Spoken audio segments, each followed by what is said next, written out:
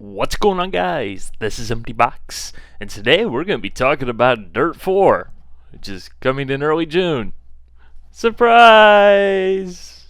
So DiRT 4 is the next game in the DiRT series, and at least according to what Codemasters would like us to think, it could essentially be considered DiRT Rally 2 in the sense that it will offer a hardcore rally racing experience with an emphasis on realism and simulation.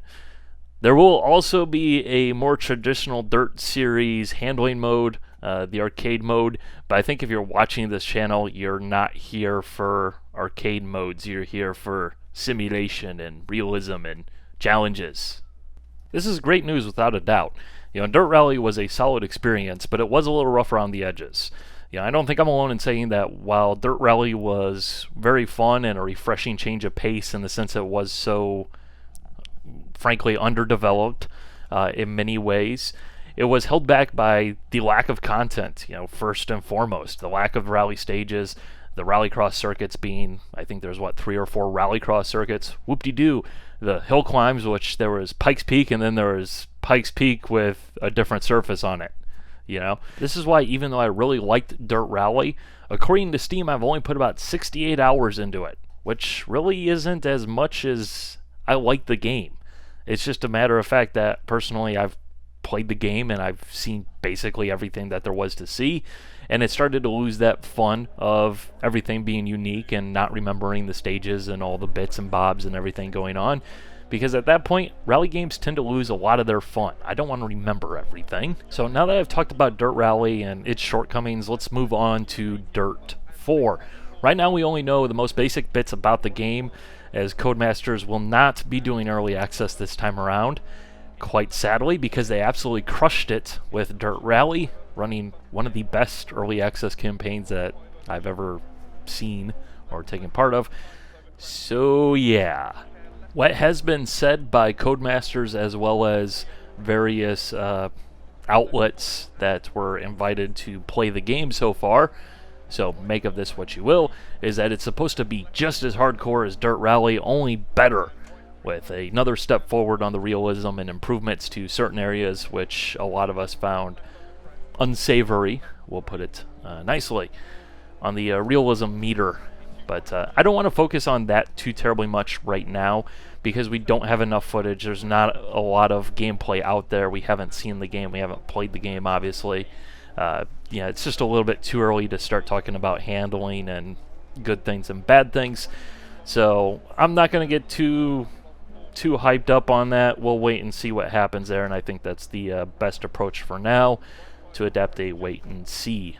However, I do want to say I don't worry too much about the game becoming more casual and more arcade in its realistic modes, as frankly I believe that would be an opportunity missed, because DiRT Rally brought the DiRT franchise back. It actually sold well enough that there is another DiRT game in a world in which games that aren't Formula 1, Gran Turismo, or Forza do not sell. Simple as that. If this game is to be successful, it has to maintain its identity, and that identity, as established by DiRT Rally, is the fact that it is a hardcore rally game. Yes, go ahead and make it more approachable, easier for newer drivers or those who are looking for the more traditional DiRT style handling.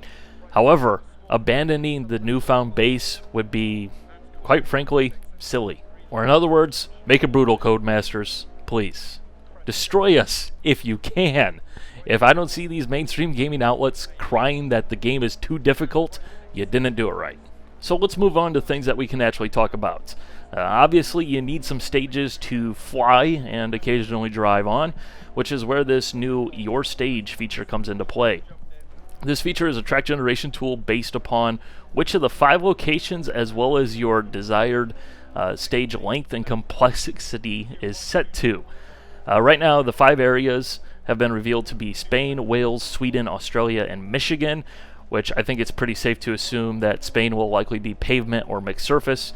Wales will probably be gravel, as it is. Sweden will probably be the snow. And then Australia will be heavy gravel in all likelihood, and I expect Michigan will be essentially a replacement for Finland, given they do have somewhat similar types of sceneries and types of back roads, I would assume. But apparently Finland won't be coming back because there's licensing BS or something like that prevents Finland from coming back. So I guess we'll have to do it with Imitation Finland in all likelihood. But here's just a bit of caution from my standpoint. While they've said that there will be millions of possible stages, actually no, in the most recent Dirt Roadbook they said billion stages. That's billion with a B. Sounds amazing, it sounds incredible, but you still will only have 5 areas to race in, which obviously that's a bit of a mismatch. And while the idea of, essentially procedural stage generation sounds fantastic, we still need to actually see if these stages are going to feel like rally stages, or if they're going to end up feeling like some puzzle just placed down onto the ground, plopped down, time and time again, robotic, same stuff every time, and basically being dull and boring rather than being exciting roads to go flying across. And I also must mention, will the co-driver actually work well? One of the big issues with any rally game. From what we've seen, it looks like stages will be roughly the same length as they were in Dirt Rally, up to roughly 7 or 8 miles in length, which is the same as those longer stages in Dirt Rally, which is quite sad because that means that they haven't addressed that technical limitation that was holding back longer stages that they had talked about back earlier on in Dirt Rally, which means that, yeah, bit of a bummer there, but hopefully when this comes out, depending on how things work, modders can work their magic and maybe we get that taken care of so we can have proper super enduro stages. Yes! As for some of the other features, first of all, there's the Dirtfish Academy, which is basically a rally school. I assume similar to what was in Richard Burns Rally. For most of you guys will probably be familiar with that. As well as a training ground for the Joyride mode, which you can basically just go ahead and do stuff. Joyride. Scream through the forest and go off of jumps and smash into things and all that stuff. Yeah, okay, why not? Career mode will be returning, and this time it will be polished up and revamped with a full-fledged career mode with sponsorships, various disciplines, and all that extra stuff that Dirt Rally lacked. And hopefully this will provide a more engaging push to keep racing rather than just kind of falling into, oh yay, another championship, oh yay, another championship, oh yay, another championship. I'm really quite eager to see and hear more details about this career mode and how it's going to work. In terms of cars, Dirt 4 should have about 50 cars, which is roughly the same as Dirt Rally, but it looks like, from what we're seeing and what they've said will be in there, that it's been slightly rejuggled a little bit, for lack of a better terms, in that they've chosen cars to go in a class a bit better this time around, having fewer classes, but perhaps more cars per class. At least that's what I'm hoping for. We do know it will definitely have the Mitsubishi Lancer Evolution 6, which was definitely missed out in Dirt Rally. However, there is still no sign of a Celica. Oh no!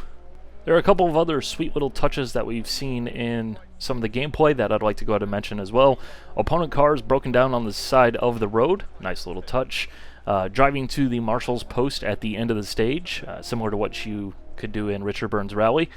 As well as quadcopters, just kind of hovering down low on the ground in the middle of the stage, which is basically the replacement for the wild spectator in middle of the road while you're flying at that like 110 miles an hour.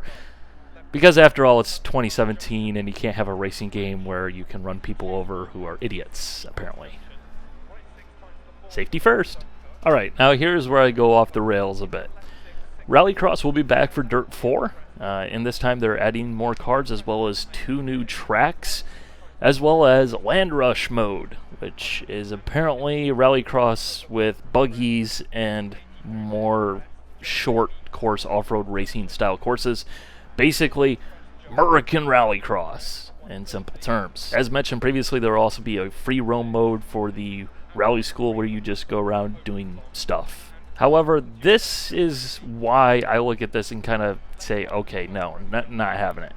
You know, this sounds exactly like what put a damper on Dirt Rally, a lack of content, you know, trying to do too much and not being focused enough. I'll admit, I'm not the biggest fan of Rallycross, you know, at all. I'm not going to try and hide it either. However, was Dirt Rally a better game because it had Rallycross? Was it better because it had the hill climb mode that had 1.5 tracks in it? No.